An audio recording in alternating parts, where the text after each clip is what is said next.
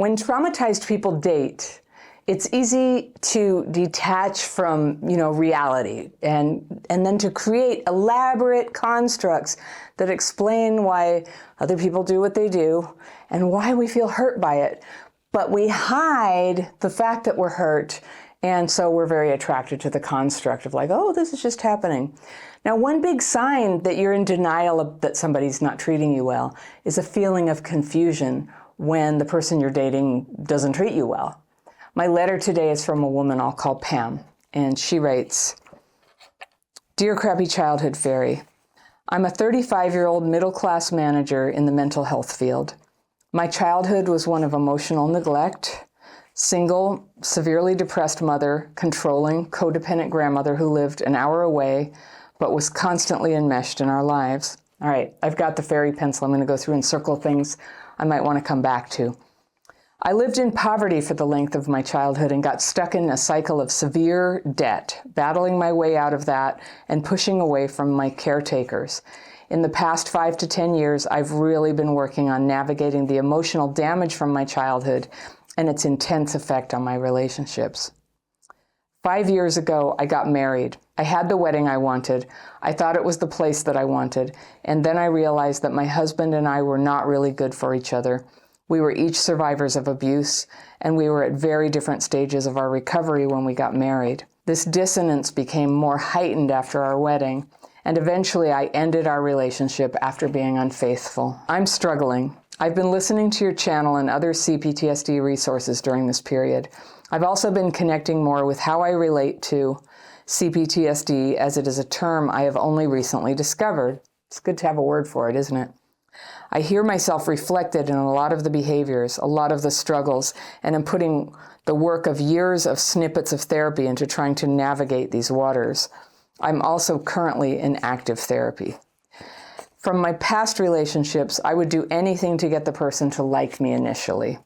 All the things you talk about not doing, I have done. Well, me too. I would sleep with them on the first date. I would put up with poor treatment because I felt I wasn't worth better. In one relationship, I spent years taking occasional sex and occasional affection from one guy who wouldn't even admit we were in a relationship when we began living together 2 years into it. We call that what you do when you're in a relationship with somebody who's not really giving you anything. We call it crap fitting here. That's a word I made up for when you fit yourself to a situation that's actually unacceptable to you. On the flip side, I've cheated to get out of relationships. This theme keeps coming up, huh? You cheat to get out. I didn't want to be in, not just my marriage, because that was something that I felt made me unlovable, so I could leave.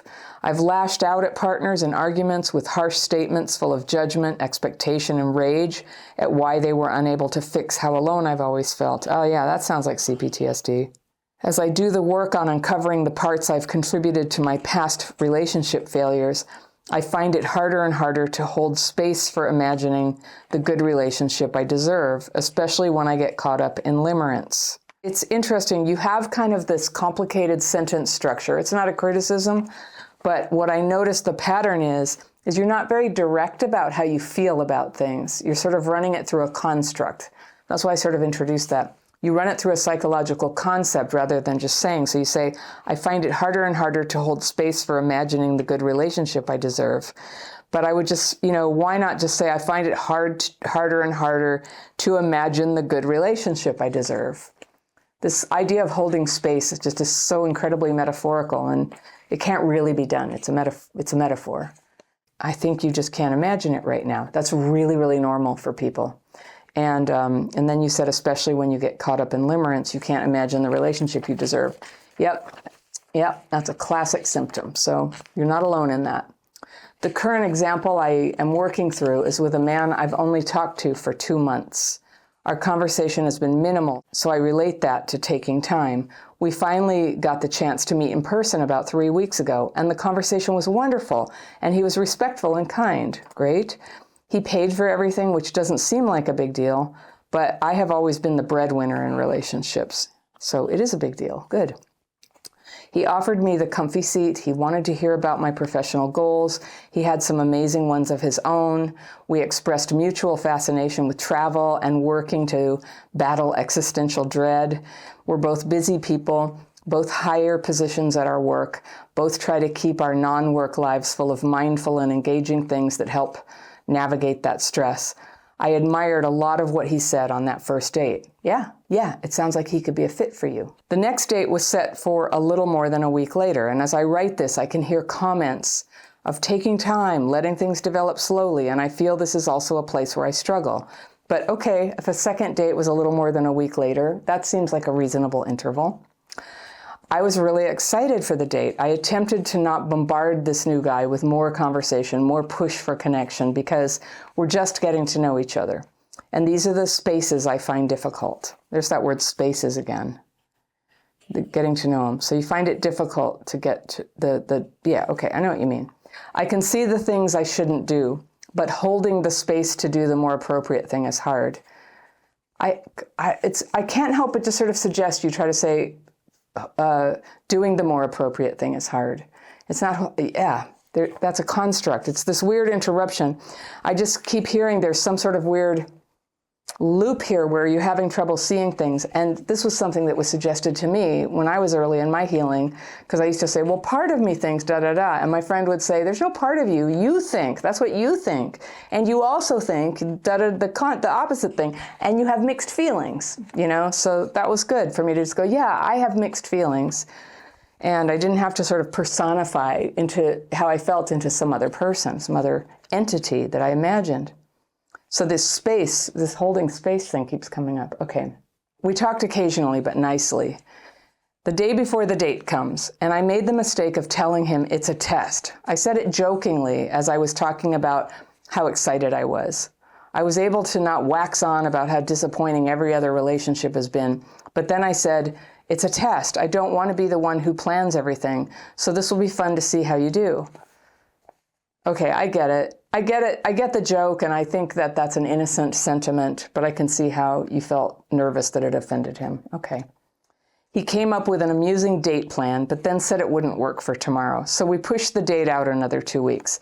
I was distraught. I attempted to voice disappointment without throwing heavy guilt into it. Again, I see my own faults in how some of these relationships have gone, and I want to hold space.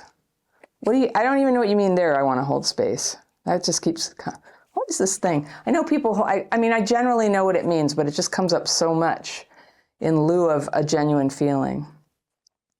I can't help but put it together, this evasion of the truth about how you feel, and then the theme that was coming up about ending relationships by cheating on somebody, that you couldn't really say how you felt.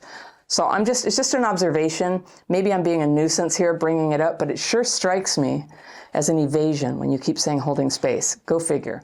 All right. I see my own faults in how some of these relationships have gone, and I want to hold space. I think, so what you mean is, I want insight about that. I think that's what you mean. We were just getting to know each other. The date idea was a good one. I could wait. Yes. Well, he then said, let's just do lunch instead as a stopgap. We would have the date in 2 weeks and lunch tomorrow. I was excited, thrilled, over the moon, and then he canceled an hour before. I said I was hurt, but navigated space again. I navigated space reasonably well to simply state the emotion. So you were hurt, but you stated the emotion and find other things to do. He and I discussed it and found common ground. Okay. Now 2 weeks have passed. Talking is still occurring, nothing major, but I hear the suggestions of taking things slow, and I'm comforted. Yeah, I think this is not taking things slow. I think he's doing a sort of slow fade out of your life, and he's having trouble saying it. That's what it sure sounds like. When I asked for information on when, where, etc. for the date the day before, he said he was nursing a hangover and would get back to me. And 12 hours later, still nothing. Yeah, you're getting soft ghosted. I'm sorry, that really sucks. I wish him well. I hold space. I wish I knew what you meant by hold space. It's almost, can I just ask you something? Is it possible when you keep saying hold space, this is you dissociating a little bit? Like holding space means I deny how I really feel? or I intellectualize how I feel instead of just feeling what I feel, which is rejected and bad. I would. Who wouldn't? He's just blowing you off and you liked him and you had such a good thing. I busy myself. I check in again. He says he's in a weird place and full of anxiety. Still no yes or no for our planned date. Ugh. Well, that's really lame. And, sometimes I just think we have to pretend that sometimes we have to pretend that we're the ultimate, most self-respecting version of ourselves we could possibly imagine, who just wouldn't put up with somebody acting like that. If he's not really excited, don't give him any energy. At this point is where I need some suggestions. My head is swimming. I feel I have done the things, but it isn't working. I know this is me being reactive with an emotional space. I think you mean you're having an emotional reaction, but it comes on so heavy and so hard. Yeah, it's very sad. You've been through a lot in your life and it's sad. Oh, it hurts when somebody really good, just like it doesn't click. I don't think you did anything wrong. I start sobbing, I breathe, I find a way to make space. Yeah, I think when you say make space, I don't know, I think you're in mental health, so perhaps you have a meaning, but in every context you've mentioned it, you could substitute, I try to deny how I really feel. But the thoughts come in much faster than I can hold up against it. I start sobbing again. I know the thoughts aren't helpful. They say the strategies don't work because I'm not worth it. Not that everyone has their own struggles, and I barely know this guy. They say that, yeah, no, of course your old pain is coming back. That's what we do. They say that if I can't figure out a way for this guy to stay, I will be alone. All right, here's another thing. I would just suggest don't act like your feelings are some sort of they. They're not like these other people. They're just, it's you. It's how you feel. I'm thinking, I'm feeling that I have fear. You know what I do here, my daily practice, it's all about naming your fears and resentments and asking for them to be removed. I've been doing this twice a day for 30 years, following it with meditation. And there's just no way out of it. Like dating is so triggery, and especially when you really like somebody and for reasons that are just opaque and he can't be honest about it, he just isn't biting.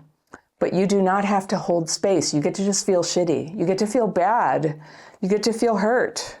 Just be direct like that. Just be honest and real. Just like straight from the heart to the feeling, to how you're going to handle this. You don't have to tell him. I mean, what's the point? I'm sure you've talked to him. They say, okay, so the feelings are that you can't, you're saying your feelings, they say, if I can't figure this out. So you mean you have fear that if you can't figure this out, for the guy to stay, you'll be alone forever. And then, conflicted feelings and like, oh, but really, it's just one guy.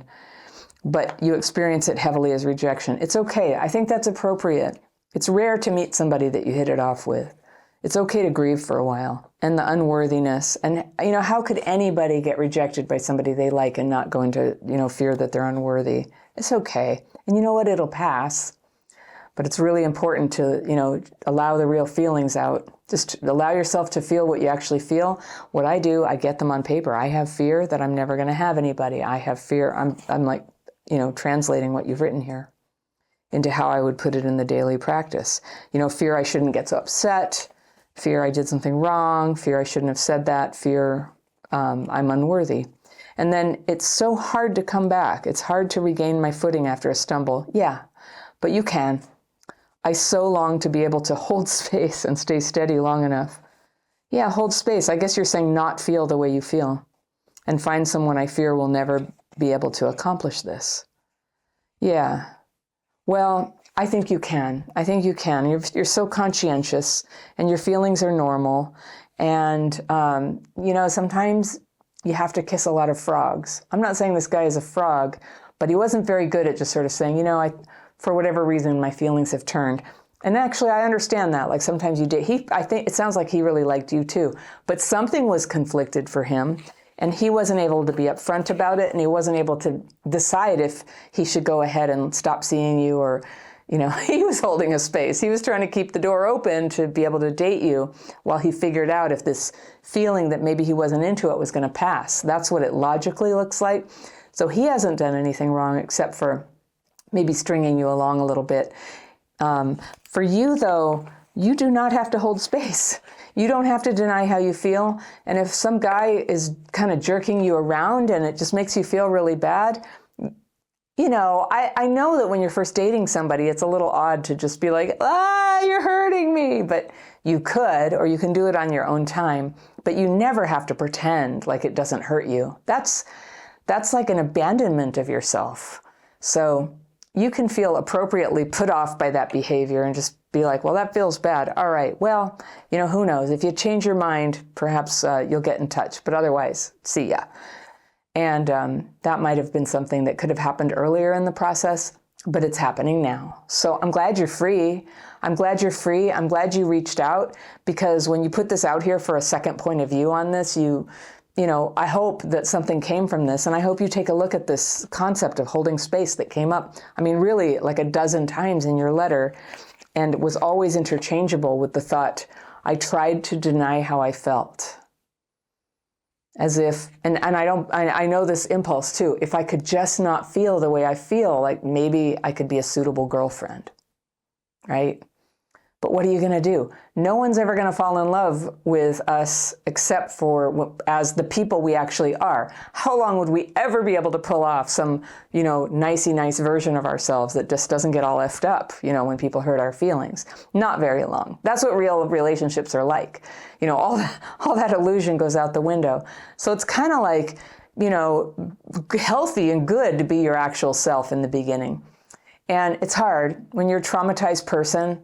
There's rough edges, and you know, sometimes we overreact to things and we don't trust ourselves. So I just hear that you don't trust yourself yet, but I hope you will work on that. I hope you'll, you know, I think dating is a great way to kind of learn, like, what am I good at in this thing called dating? What do I struggle with? And by doing that, you allowed life to happen to you and give you information about where you are and where you want to go next. So good work, Pam. Try again. And I'm going to leave you with a PDF that I created called Signs of a Great Partner. Things you want to look for in somebody to see if they're the right ones for you. Because this guy was giving you some signs when he was sort of pulling away. You can download that right there, and I will see you very soon.